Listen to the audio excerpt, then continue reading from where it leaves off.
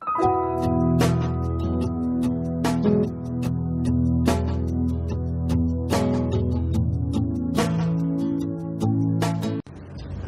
today we are going to go through a proof of the Black Scholes formula. There are actually different ways to prove the Black Scholes formula, and today I'm going to go through a more intuitive method, and maybe in a future lecture I can go through using the PDE approach.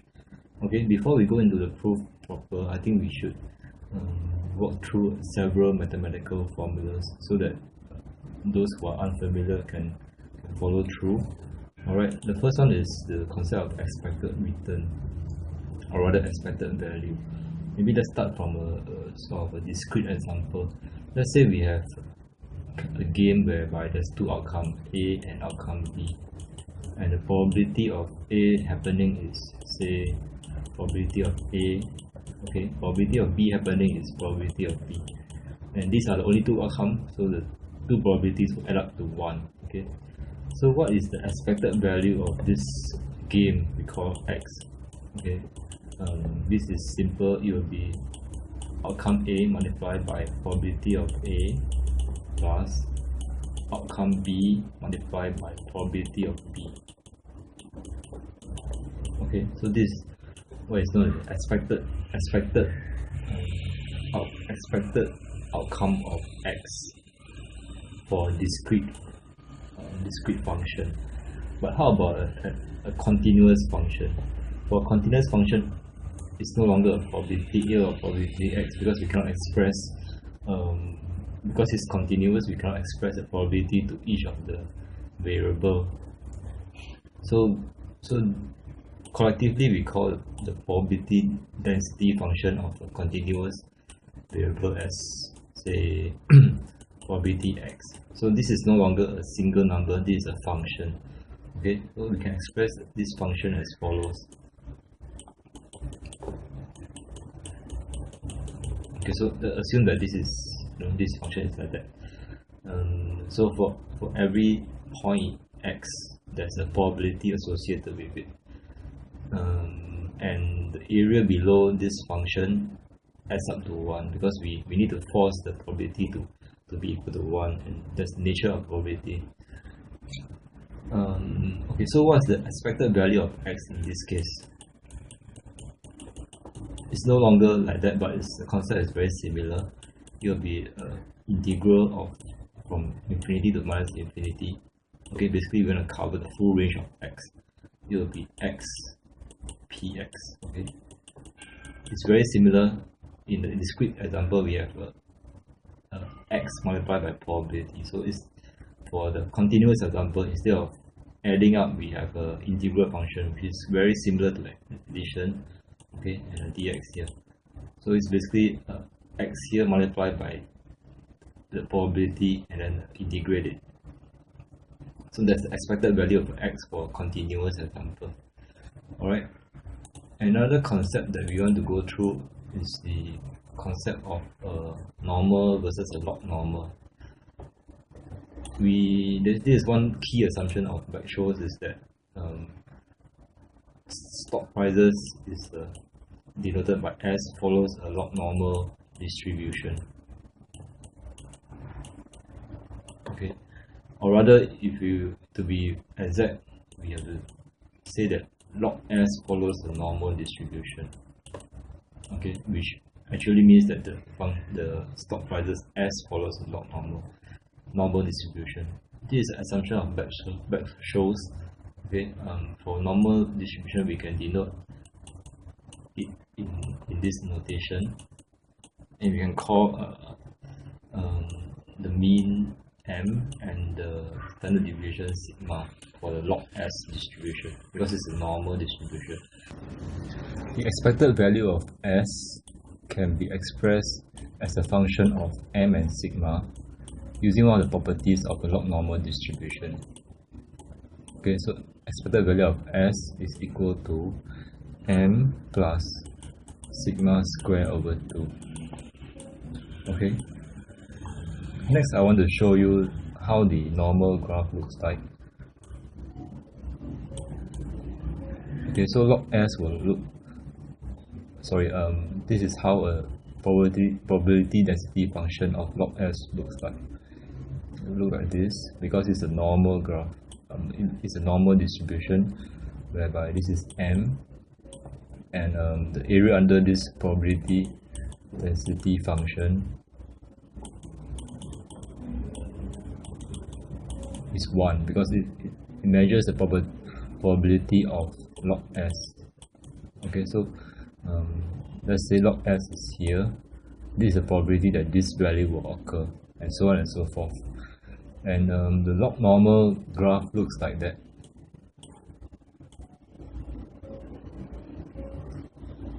Okay, looks different from the normal function. It's certainly not symmetrical, and it doesn't go into the x-axis, which is a good property to have for stock prices, because stock prices doesn't go negative.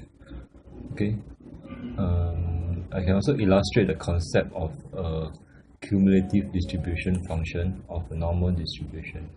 So let's look at this normal function, and assume that we are at this point x. We want to know what is the probability of x smaller than, we want to know what's the probability of log S smaller than x. Okay, so this is represented by area here.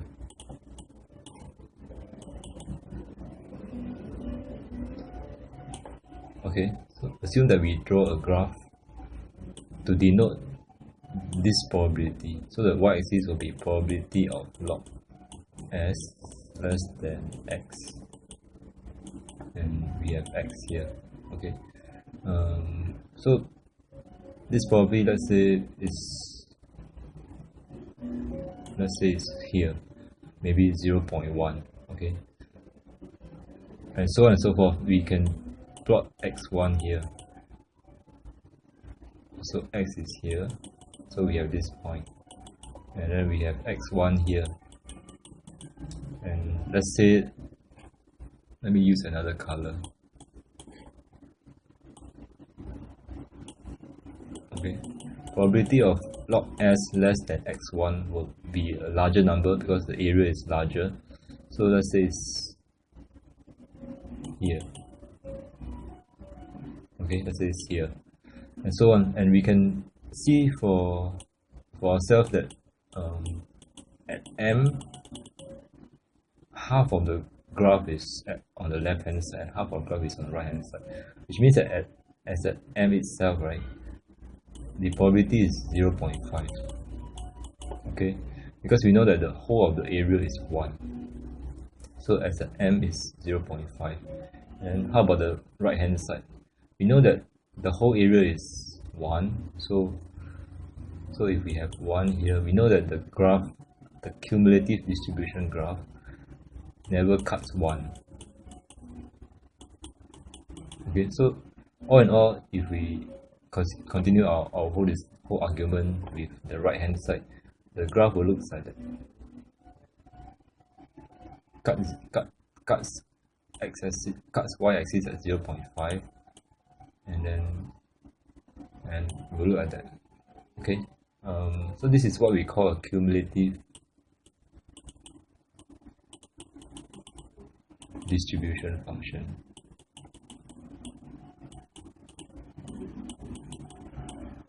Okay, it's useful because whenever we want to know what is the probability of, say, log S less than a value, you can simply look up this graph and then just look up what the y-axis corresponding to the value here. Okay,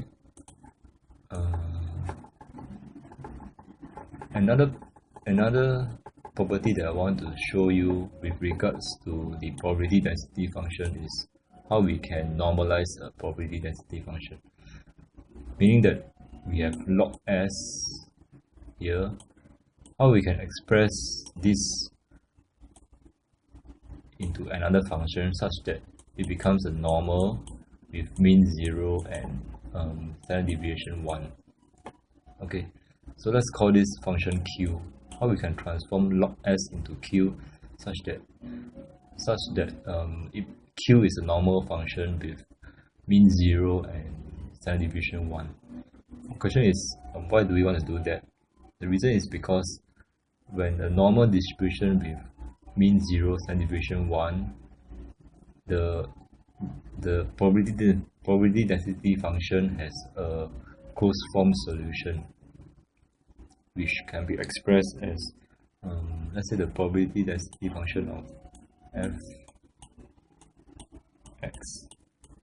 is equal to 1 over root 2 pi exponential minus x squared over 2. Okay, so this one is the probability density function of a standard normal distribution. It's more straightforward than a non-standard normal distribution. So how can we do that? We can simply express Q as log S minus M over sigma.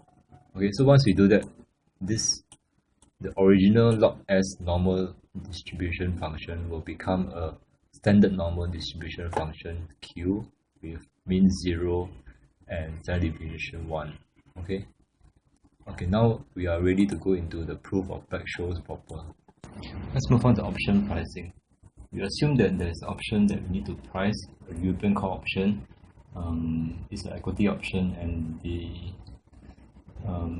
strike at K, and we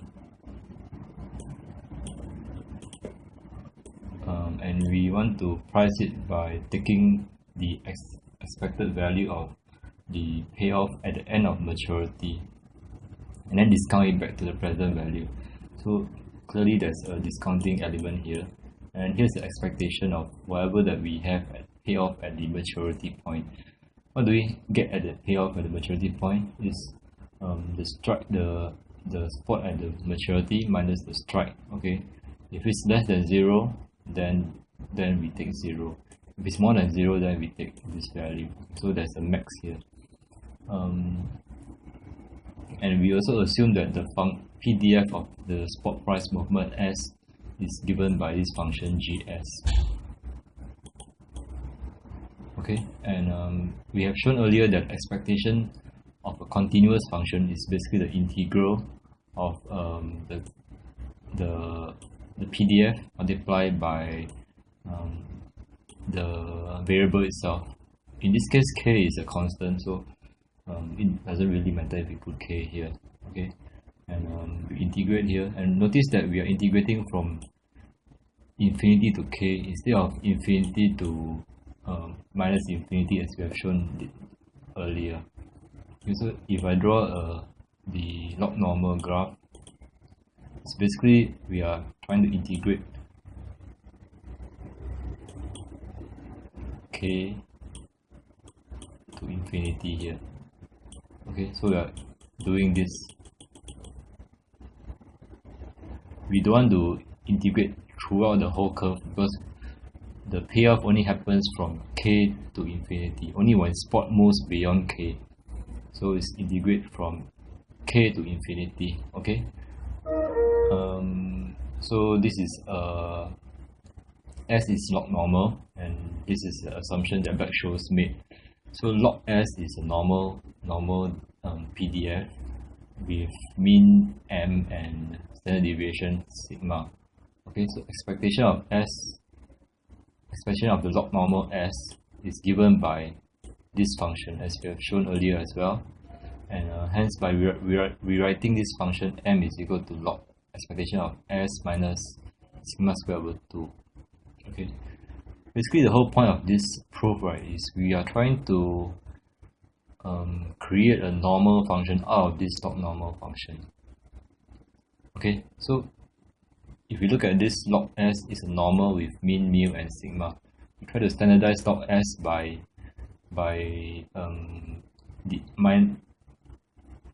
subtracting the mean and dividing by the standard deviation.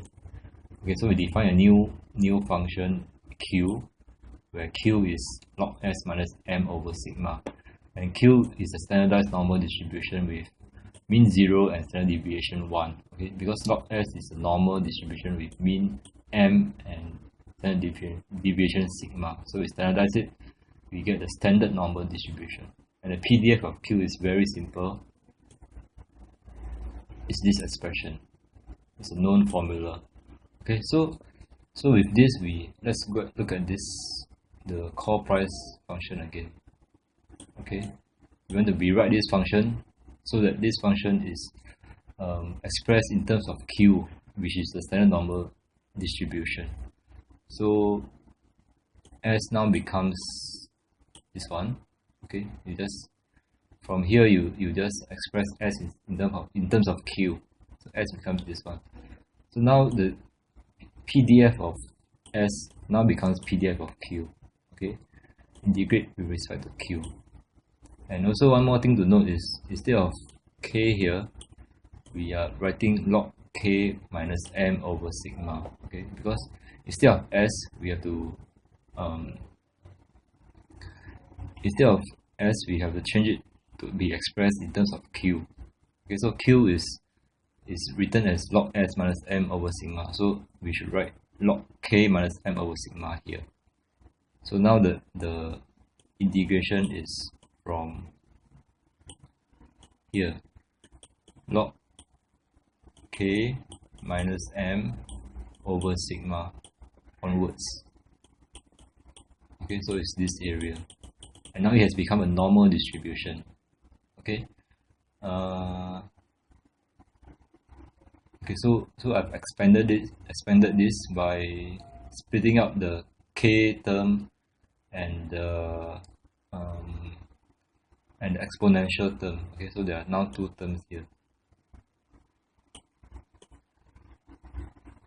Okay, if you look at this function h, the PDF can be expanded by putting the h.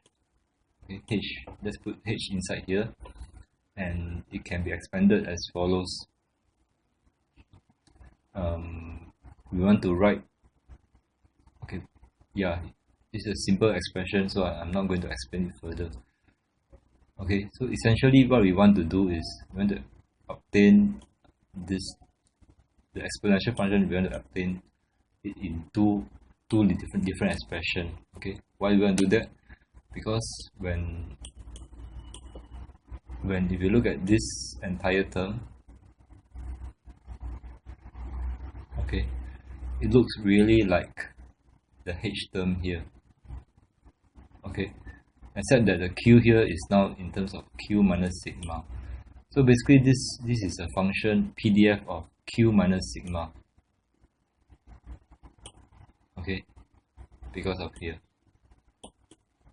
And then this is this one. Okay, so now we can write this one in a more compact manner.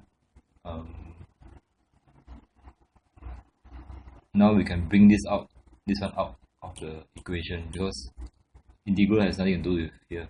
There's no Q term here, and this term remains inside the integral.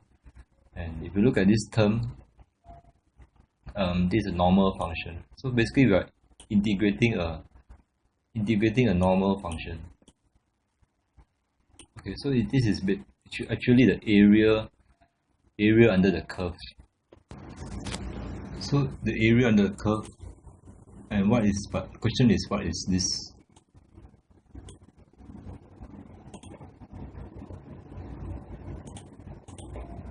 What is this? Right? And it's given by, it should be this one, right? But note that there's a minus sigma here, so it should be this value minus sigma. So it's log K minus M over sigma minus sigma. Okay, so this value is given by log K minus M over sigma minus sigma. So our objective is to find this area. Okay, but notice that this is a normal function, so actually there's a symmetry of the normal function. So actually if you when the curve is symmetrical, if you do find the area under the curve from minus of this expression here, log k minus m over sigma minus sigma, okay, negative of this expression here, and you find the area on the curve from minus infinity to this point is the same as finding area under the curve of this expression here to infinity. Okay, so the area of minus infinity to this point is actually the CDF function. If you recall, the CDF function looks like that. Okay, this is 1, this is 0.5.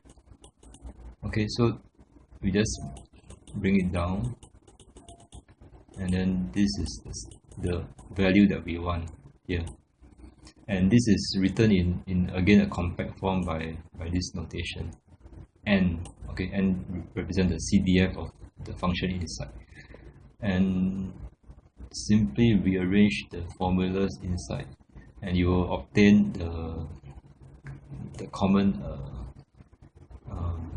expression for Black Scholes, which is ND1 here. Similarly for this one, and it's even simpler here because there's no minus sigma term inside. So you have something like there's no this term won't be here for this expression, and then you obtain ND2 here. Okay, this one will become ND2. And after this, simply rewrite the expressions ND1, ND2 into here.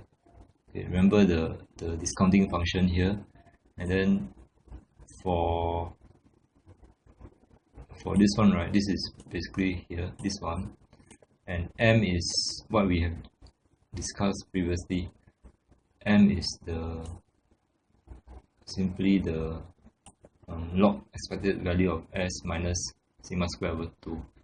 So we can cancel these two terms, and expected value of s comes out with, and then multiplied by ND1 minus k multiplied by ND2. Okay, so if you recall, we can, in a risk neutral world, we can write expected value of s in terms of s naught multiplied by e to the power of rt. Okay, put this in, and then lastly we need to rewrite the sigma in terms of let's say sigma, because sigma is always a variable of time. Okay, so or rather it's a variable of root time. So if you write it in a more specific and exact manner, it should be written as sigma root t. Okay, if you rewrite this one and this one into this expression, you'll get the Black Scholes proof. Alright, that's all. Thanks.